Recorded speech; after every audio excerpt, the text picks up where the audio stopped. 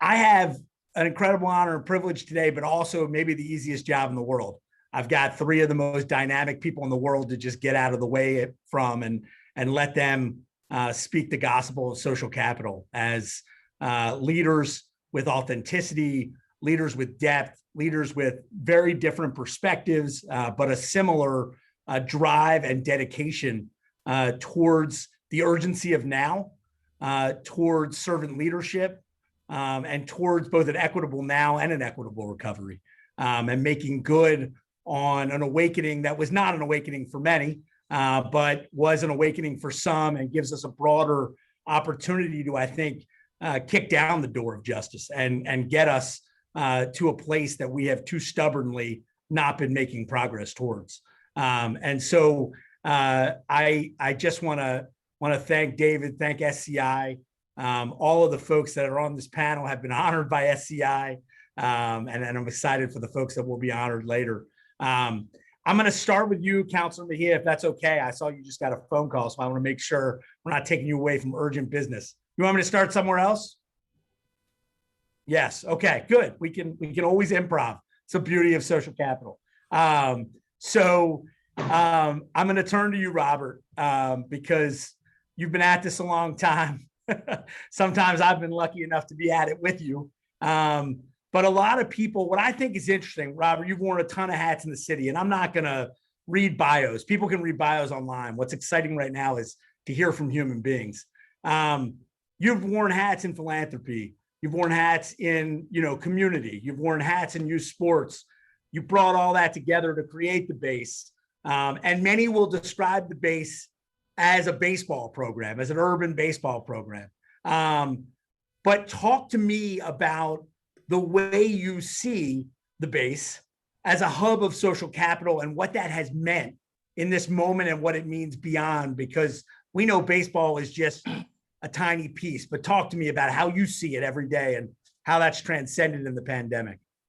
Thank you, David. First and foremost, I want to just acknowledge and celebrate David Crowley and the SCI team and your leadership. It is cool to be on a Zoom call with people you love and respect. And honestly, David, just all you've done, throughout your career with mentor Bob Giannino is a legend and true story. My son's 32 years old. When my son was finishing high school to go to college, I reached out to Bob Giannino, and Bob helped my whole son with the whole college process. And Julia is just this young and up and coming tremendous leader. David, listen, you said this. First and foremost, I'd like to say I'm that young person that grew up in this city. I am who I am because of who have raised me. And there were some of the greatest folks when you talk about social capital. Think of it, I was a teenager and I was raised by Mel King, the late Jorge Hernandez, Ray and Gloria Whitehammond. I just had this set of folks that just was about how do you build social capital? How do you touch the ground? How do you engage folks? How do you make sure that you're committed to, having an impact today, but while leaving the community better, the next day, the next week, the next month, and years to come. So my whole career has really been about the power of young people. And I appreciate what you said, how others may describe us as a baseball team. We define us as around investing in urban talent, because urban talent is America's talent. And in some ends, urban talent is global talent. Our whole idea is about how are we investing our young folks. And Leandra, I'll be honest, you just lit me up. I wish we were personal because I would have given you a big hug. But it is about how are we investing in our talent? How are we reaching out into our communities? How are we proud about Roxbury, Dorchester, Mattapan? How are we engaging our young folks to be that next generation of leaders, but that next generation of homeowners, that next generation of, around taking on civic action. So I think for me, David, our whole idea is we have seen what COVID has done. And on a very personal end, I think everyone knows I caught COVID. I was hospitalized for 25 days on a ventilator fighting for my life. But what continued on was our young folks, despite dealing with food insecurity, despite dealing with mental health and trauma, despite Boston public schools being closed, despite not being able to go out to our parks and playgrounds, our young folks rise, our young folks sustain, and our young folks keep moving forward. And that's what we're trying to do at the base. And honestly, that's what excites me about what SCI and their AmeriCorps leaders and folks are doing every single day. So invest in our urban talent, folks, because there are now, there are tomorrow, and there are future. Thank you so much, Robert. And I would add too that when you were hearing all this stuff about pods and, communities creating pods, the first place I heard about a pod in Boston, outside of, in some communities where they were getting them done in houses, was Robert saying, the base will be a pod. You let me know where and when and who, and we'll be a pod. And it was going on right away. They were going to make sure it was a place of learning and there was no need they weren't meeting. And that's what to me makes it so much more than a baseball program is. Having walked through those doors with kids, they know every one of their needs, whatever it takes, will get met. There's no question they can't ask that they won't find a resource, baseball or not. And it's not being afraid to follow the leadership of others, and thanking Julia for being a leader on the pods. And we learned so much from her leadership and her willingness to step out that we knew we needed to do something. So Julia, publicly, thank you for being a leader on that movement.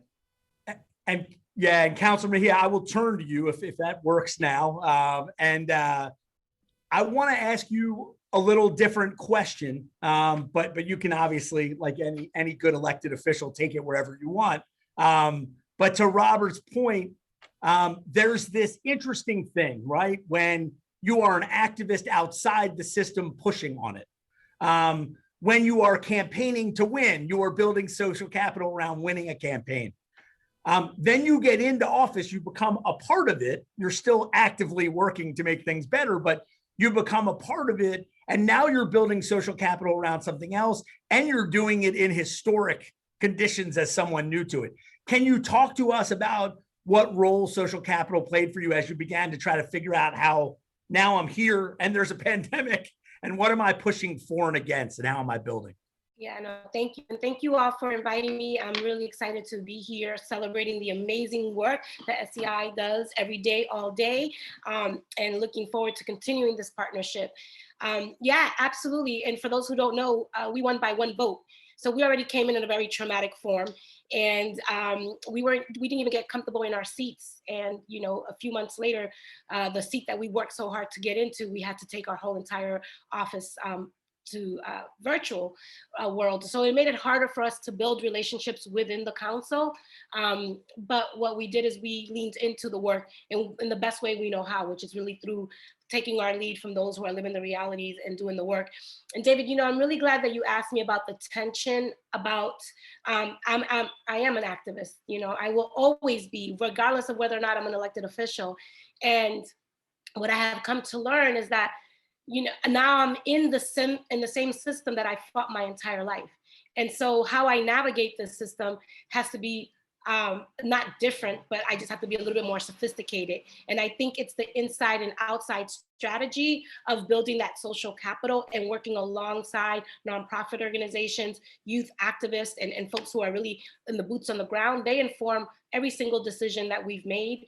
We have worked in partnership with folks to design the way we respond as an office. I always say it's the 4 Ps: protocols, policies, procedures, oh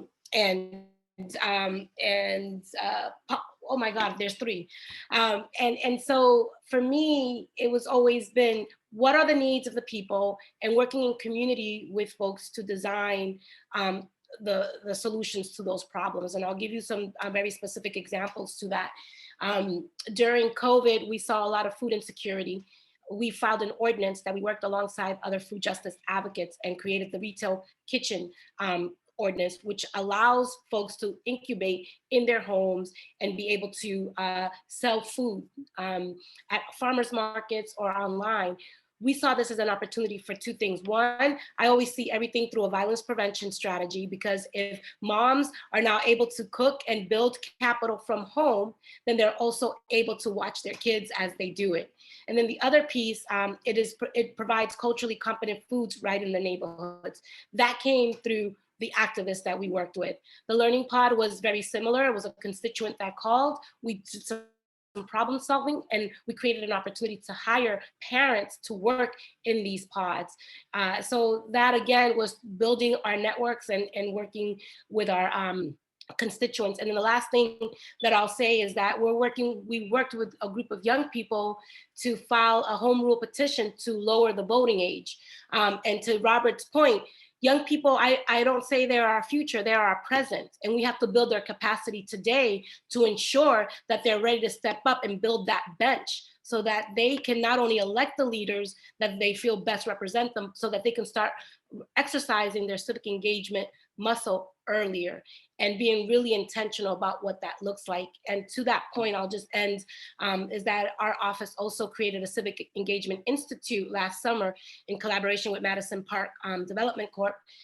And we hired 12 young people and we taught them about policymaking, youth civic engagement, and outreach. And 2 of the young people that worked with us had a passion for food justice and restorative justice in the schools. And they wrote their own public hearing order. They drafted up my speech.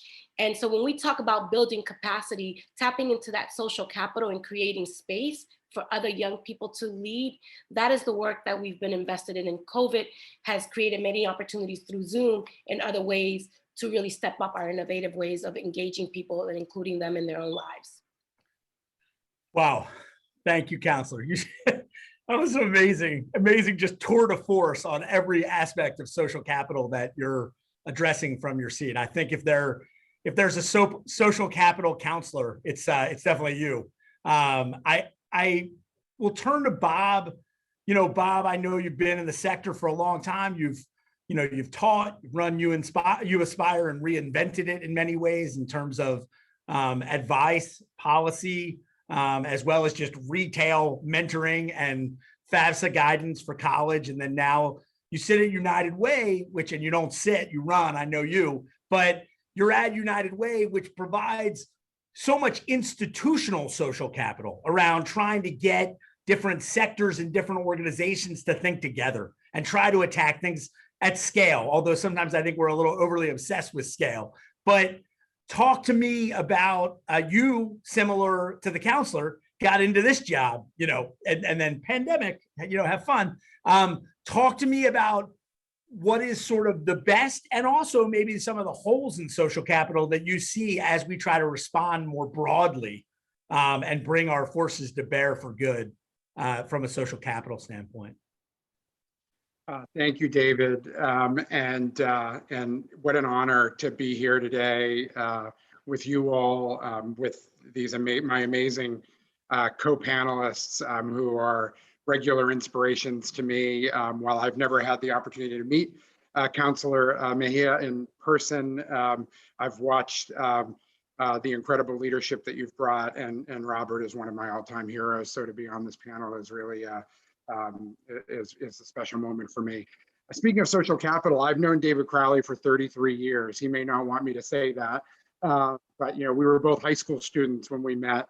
And really, social capital is the reason that I'm in the role that I am today.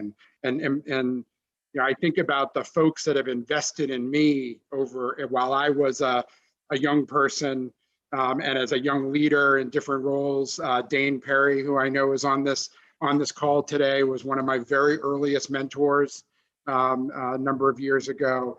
Charlie Rose, Stanley Pollock.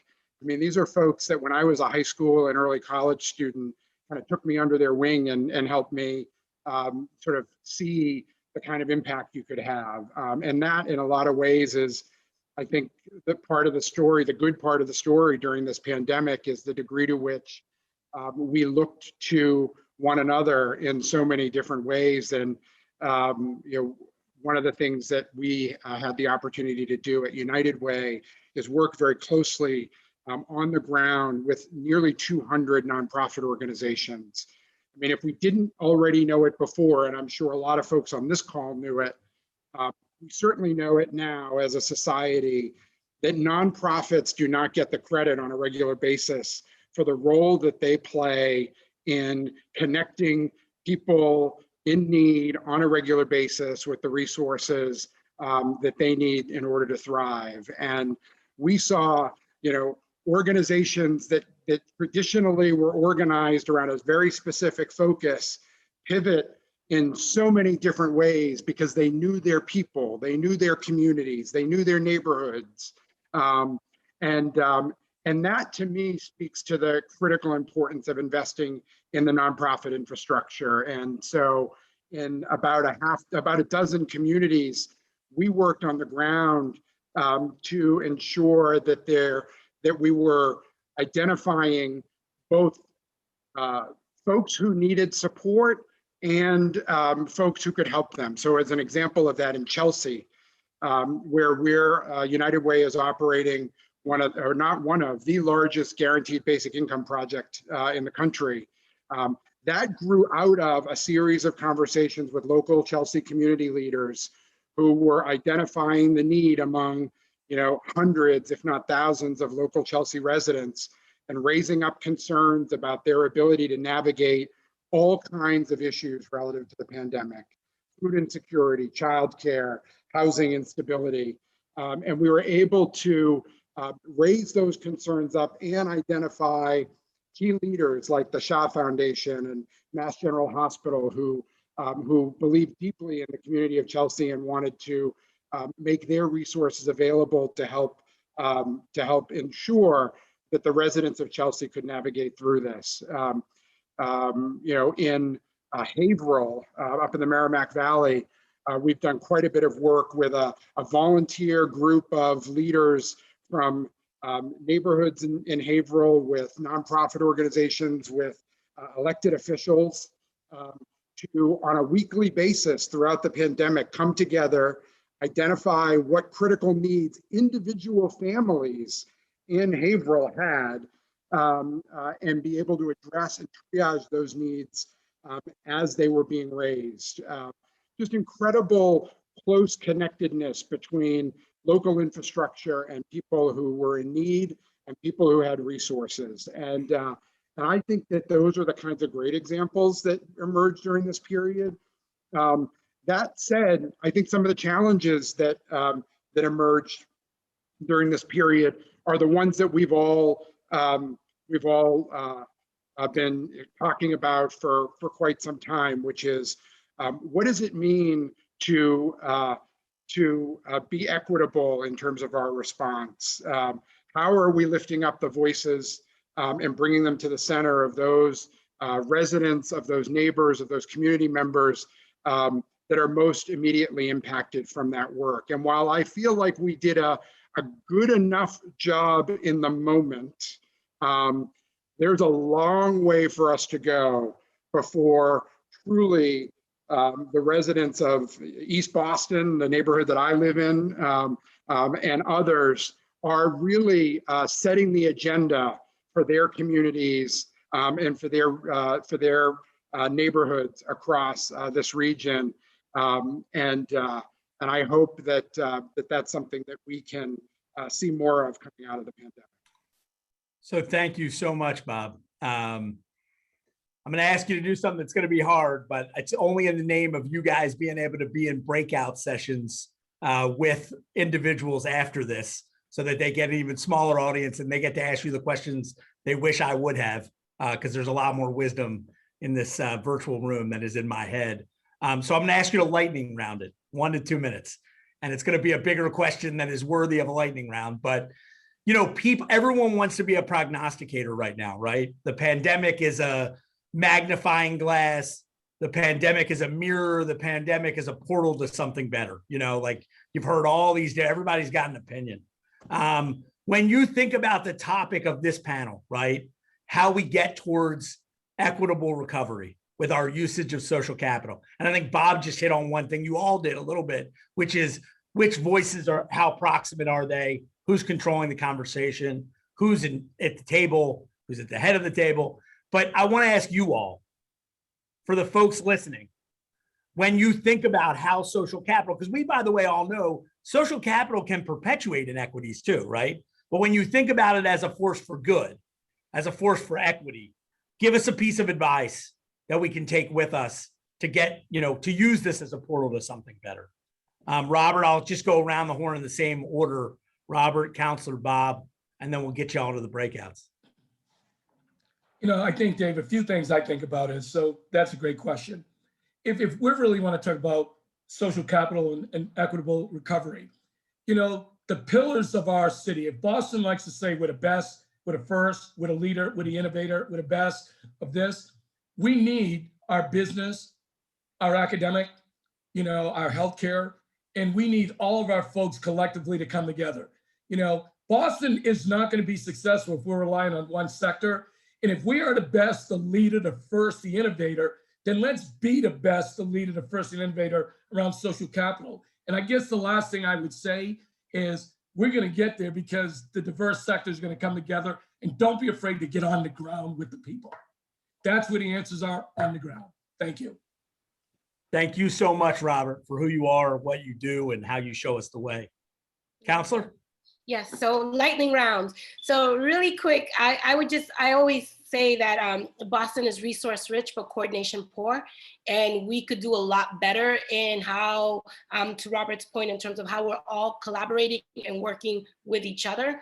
So I think pushing more on this idea that everybody should not only just be at the table, but we should be informing what the menu looks like, because we all got to eat, right? And making sure that everybody's willing to eat what they put in front of you, right? So I think it's really important to think about that. And then the last piece that I'd like to offer is that whenever I walk into a room or into a Zoom, I always look to see who's not in there. Because now I recognize the privilege that I have in the spaces that I have been invited to, that I probably wouldn't have been in those spaces had I not been a city councilor, right? So I always call that out because it's my responsibility to making sure that we're being really intentional and thoughtful. And it's not just about diversity in terms of race. For me, I always focus on socioeconomic status and class.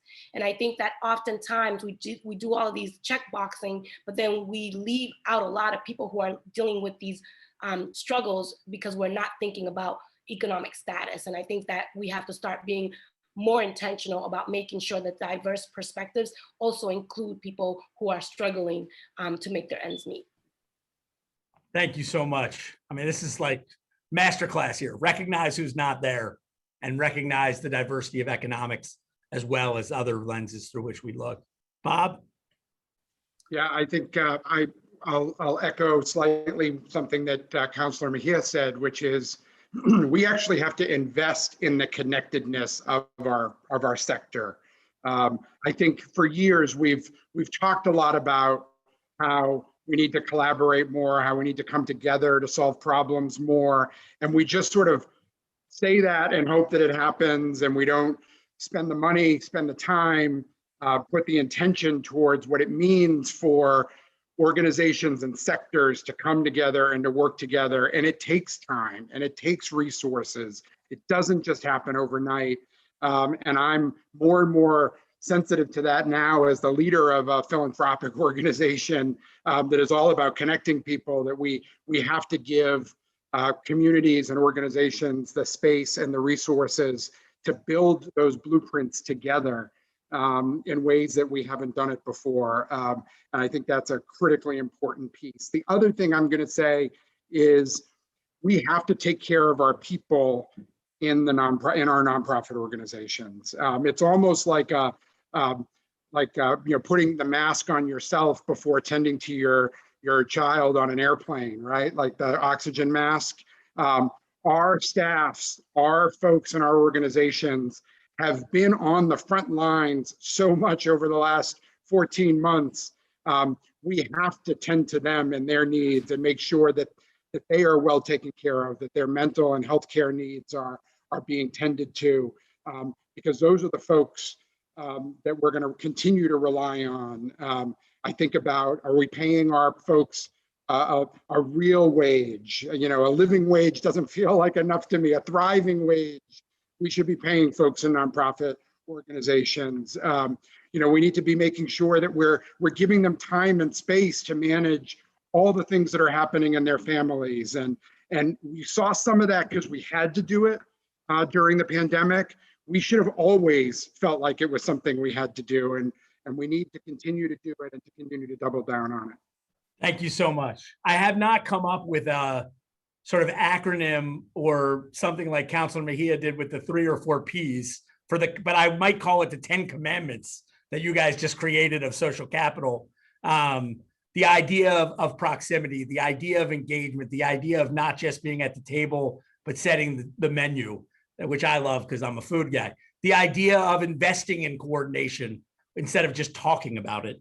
And the idea of taking care of our people. I think not just in the nonprofit sector, I think in general, we should figure out how economic distress isn't a brain affecting experience due to the stress that is caused by thinking through the next hour. And we often make judgments, to Councilor Mejia's point about economic diversity. We structure things so that people who don't have economic flexibility can't participate. We silence voices that are trying to get through the next hour by the way we structure things. So we've got tons of opportunity, I think, to be better. And so I'm going to wrap this and send you to, I'm going to turn it over to Pastor Mo, who I think is going to explain how you're going to get to breakouts with our 3 panelists. I am going to stand on my sort of soapbox on one other thing or one specific thing. I know I'm just a facilitator here, but the one thing I would ask us to focus on as we move forward and the work we're doing nationally on relationships and mentoring and social capital is stop talking about learning loss and obsessing over tutoring and catching up. Our kids have been through enough. Our kids have learned skills and resilience and gained things in the last year while they've also lost things. And we need to meet them with relationship, with ability to make it through to a better place. You are not talking to the people who work for you about all the productivity loss and trying to get them to catch up. You wouldn't do very well managing people in the workplace, doing things that way. Do not affect our kids that way. And the wide obsession from all corners, from media to school leaders, to talking about learning loss and high dosage tutoring drives me crazy. They will need academic support, certainly, all kids do, but we need to speak to the heart and the whole person about what they've been through and remove barriers to learning. So we will try to rally people to relationship, and we hope you'll all be alongside us. And we're deeply devoted to SCI and their example of how you get intentional about social capital. And we're deeply indebted to these leaders that are on this panel for showing us the way as well. Thanks so much.